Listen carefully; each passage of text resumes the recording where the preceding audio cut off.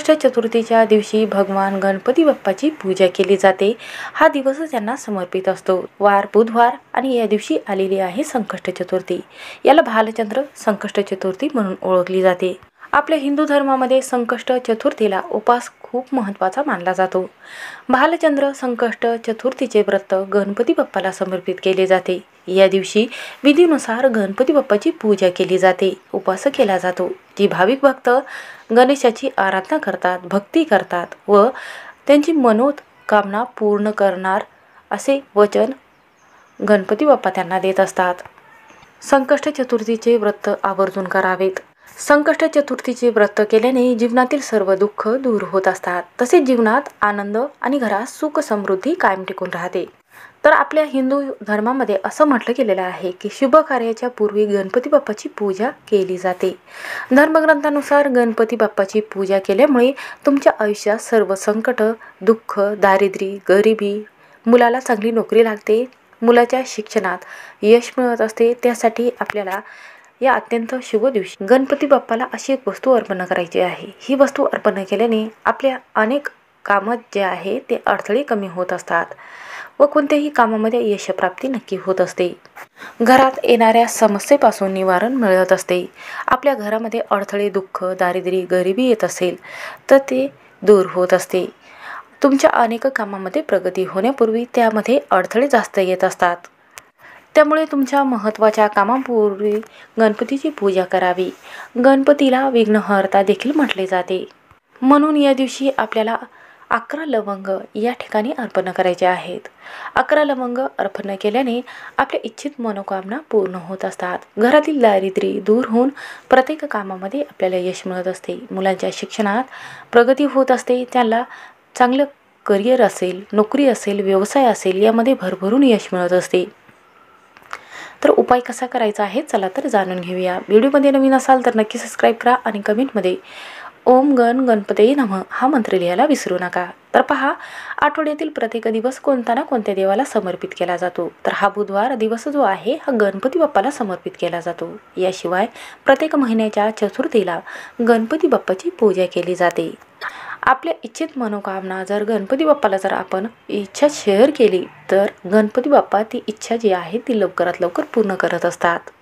बुधवारच्या दिवशी गणपतीची पूजा केल्यामुळे तुमच्यावर त्यांचे आशीर्वाद जे आहे ते कायम राहत असते आणि प्रत्येक कामामध्ये आपल्याला प्रगती होत असते। त्यासोबतच चतुर्थीच्या दिवशी गणपतीची विशेष पूजा केल्यामुळे तुमच्या आयुष्यातील सर्व समस्या, विघ्न, संकट, दारिद्र्य, गरिबी दूर होते आणि तुमच्या मनातील सर्व इच्छित मनोकामना पूर्ण होत असतात।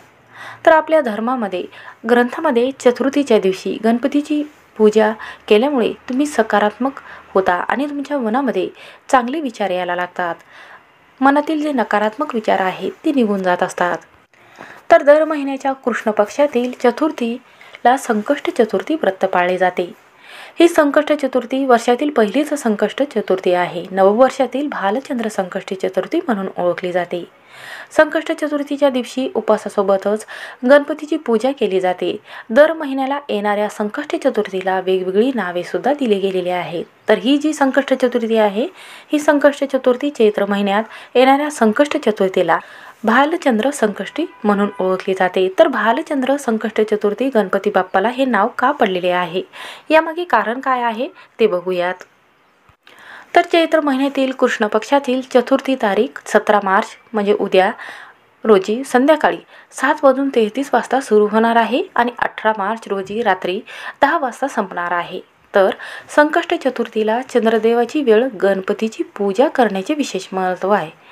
चंद्रदेवाच्या वेळी गणपतीची पूजा करण्याचे विशेष महत्त्व आहे। तर भालचंद्र संकष्ट चतुर्थीचे व्रत 17 मार्च रोजी आपल्याला करायचे आहे, म्हणजे उद्या बुधवारी करायचे आहे।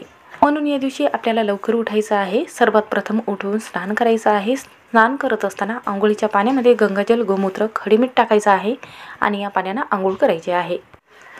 यानंतर घर असेल, पूजास्थळ असेल स्वच्छ करायचं आहे, देवघर स्वच्छ करायचं आहे। नंतर पूजास्थळी एक पवित्र व्यासपीठ ठेवायचं आहे आणि त्यावर गणपती बाप्पाची मूर्ती किंवा चित्र ठेवावं। गणपतीसमोर एक शुद्ध तुपाचा, गाईच्या तुपाचा दिवा लावायचा आहे 2 वातीचा। देवाला पिवळ्या किंवा जास्वंदाची फुले, 21 दुर्वा, आणि त्याचबरोबर देवाला आपल्याला चंदनाचा टिळा, त्याचबरोबर अक्षद हळदी कुंकू भिजवून हा अक्षदाचा टिळा जो आहे हा गणपती बाप्पाच्या कपाळावर लावायचा आहे. त्यांना मोदक आणि मोतीचूरचे लाडू अर्पण करायचे आहे. हा नैवेद्य तुम्हाला ठेवायचा आहे. त्यानंतर आपल्याला 108 वेळा म्हणजे एक जपमाळ करायचा आहे. तर हा जपमाळ असा मंत्र म्हणायचा आहे, ओम भालचंद्राय नमः. हा मंत्र आपल्याला म्हणायचा आहे. 108 वेळा जपमाळ करायचा आहे. हा भालचंद्र संकष्ट चतुर्थीचा उपवास आहे, म्हणून आपल्याला या दिवशी हा उपाय करायचा आहे. त्यानंतर शेवटी गणपती बाप्पाची आरती करायची आहे आणि घरातील सर्व सदस्यांना आपल्याला एक मोदक अर्पण करायचा आहे. आणि आपल्याला या दिवशी गणपती बाप्पाच्या मंदिरामध्ये जायचं आहे. मंदिरामध्ये गेल्यानंतर सर्वात प्रथम आपल्याला इथे 11 लवंग घ्यायचे आहे. तर पहा 11 लवंग काय घ्यायचे आहे, तर आपल्या मुलांच्या शिक्षणात प्रगती व्हावी, त्यांना भरभरून यश मिळावं, कोणत्याही संकटामध्ये किंवा दारिद्र्य विघ्न कमी व्हावे आणि प्रत्येक कार्यामध्ये आपल्याला गणपती बाप्पाची साथ मिळावी. कारण गणपती बाप्पाला प्रथम पूजनीय म्हटले जाते. जी प्रार्थना आपण करत असतो ती पूर्ण करण्यासाठी गणपती बाप्पाला प्रथम स्थान दिले गेलेले आहे.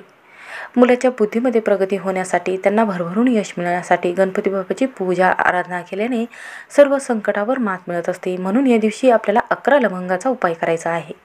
तर सर्वात प्रथम आपल्याला तूप घ्यायचं आहे. तुपामध्ये ह्या 11 लवंग भिजवायचे आहेत. त्यानंतर ह्या 11 लवंग शुद्ध जल एका लोट्यामध्ये भरायचं आहे, कलशामध्ये. त्यानंतर आपल्याला इथे जास्वंदाची फुले घ्यायची आहे, पांढऱ्या रंगाची फुले घ्यायची आहे आणि शुद्ध तुपाचा एक दिवा तयार करून घ्यायचा आहे, फुलबत्तीचा तयार करून घ्यायचा आहे. त्यानंतर आपल्याला महादेवाच्या मंदिरामध्ये जायचं आहे. गणपती बाप्पाची सर्वात प्रथम आपल्याला जल अर्पण करायचं आहे. जर तिथे गणपती बाप्पाची मूर्ती असेल तर सर्वात प्रथम आपल्याला गणपती बाप्पाची पूजा आराधना करून घ्यायची आहे. त्यानंतर आपल्याला भगवान शिवशंकराची पूजा करायची आहे, अभिषेक करायचा आहे. अभिषेक करत असताना ओम गणपते नमः हा मंत्र म्हणायचा आहे किंवा ओम नमः शिवाय हा मंत्र तुम्ही म्हणू शकता. त्यानंतर ज्या लवंगा आणलेल्या आहेत तर ह्या लवंगा भगवान शिवशंकराच्या पिंडीवर अर्पण करायच्या आहे, तुपासकट अर्पण करायचा आहे. त्यानंतर जल अर्पण करायचं आहे आणि मंत्र आपल्याला चालू ठेवायचा आहे. ओम नमः शिवाय हा मंत्र चालू ठेवायचा आहे. त्यानंतर आपल्या मनातील जी काही इच्छा आहे ती पूर्ण करण्यासाठी आपण ज्या 2 वाती आणलेल्या आहे, फुलवाती आणलेल्या आहेत त्या लावायच्या आहे आणि नंतर पूजा करायची आहे. तर ह्या 2 वाती जीवांचं आणि शिवांचं प्रतीक म्हणून ओळखलं जाते, म्हणून ह्या 2 वाती आपल्याला लावायच्या आहे. फुलवाती ज्याला आपण म्हणत असतो तर ह्या फुलवाती आपल्याला लावायच्या आहेत आणि त्यानंतर अशी पूजा आपल्याला करायची आहे. त्यानंतर आपल्या मनातील इच्छा ज्या आहे त्या गणपती बाप्पाला फुले 21 दुर्वा अर्पण करत आपल्या इच्छित मनोकामना पूर्ण करण्यासाठी गणपती बाप्पाला आपल्याला बोलायचं आहे आणि खाली डोकं टेकवायचं आहे आणि 3 वेळा आपल्याला इच्छित मनोकामना पूर्ण करावी असं गणपती बाप्पाला आपल्याला बोलायचं आहे. ज्यामुळे मुलांच्या शिक्षणामध्ये यशप्राप्ती होत असते, धनप्राप्ती होत असते, कोणत्याही कार्यामध्ये विघ्न न येता ते कार्य सफल होत असते. म्हणून हा उपाय नक्की करून पहा. श्री स्वामी समर्थ. व्हिडिओ आवडला असेल तर स्किप न करता शेवटपर्यंत नक्की